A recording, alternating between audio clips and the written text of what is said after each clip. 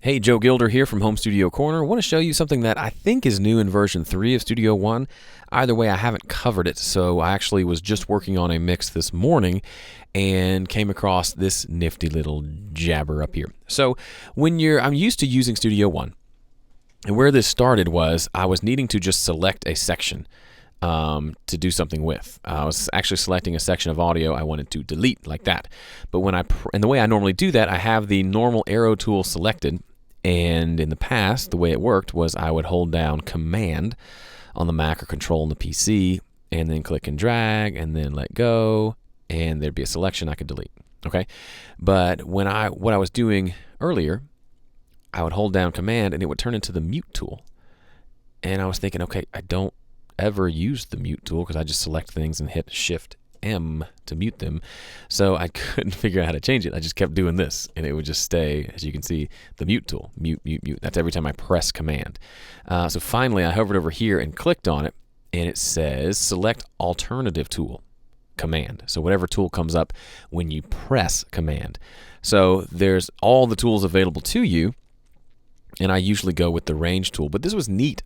If I'm doing a lot of editing where I'm chopping things up, a lot of times I find myself with my hands around the 1 and 3 buttons on my keyboard. When I press number 1 across the top, it has the arrow tool. When I press 3, it switches to the scissor tool or the knife tool, and back and forth. But if I switch to, for example, I know, wow, that was dizzying. If I know I'm going to do a lot of cutting, then maybe I'll come up here, and I haven't done this yet, but I think I will in the future, select the split tool. And so when I'm sitting around going through a drum track, for example, and I need to cut it, rather than switching tools by pressing 1 or 3, I can just have my finger near the Command key, and I can just hit Command and then click and then let go. And it goes back to the other tool that I need. And I can hit Command and click there, and then I can hit Command Option if I want to do this number, press X to edit the crossfade, and move on down the line.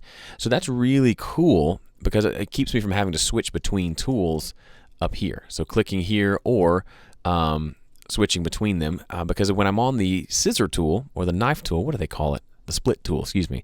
And I press Command, it switches back to the arrow tool, which is nice, except sometimes clicking and dragging things in this mode with the arrow tool will actually duplicate it, which is super annoying. So I find myself switching back between both tools by pressing 1 and 3 on my keyboard.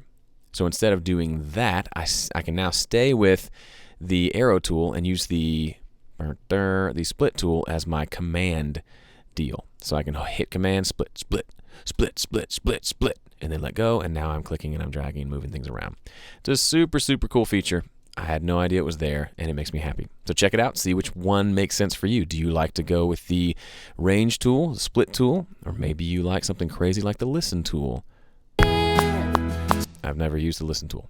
I'm going to stick with range tool and split tool, but love to hear what you think. Leave a comment on this video on YouTube or head over to homestudiocorner.com and come find me and say hi. Either way, thanks for watching, and I'll see you in another video.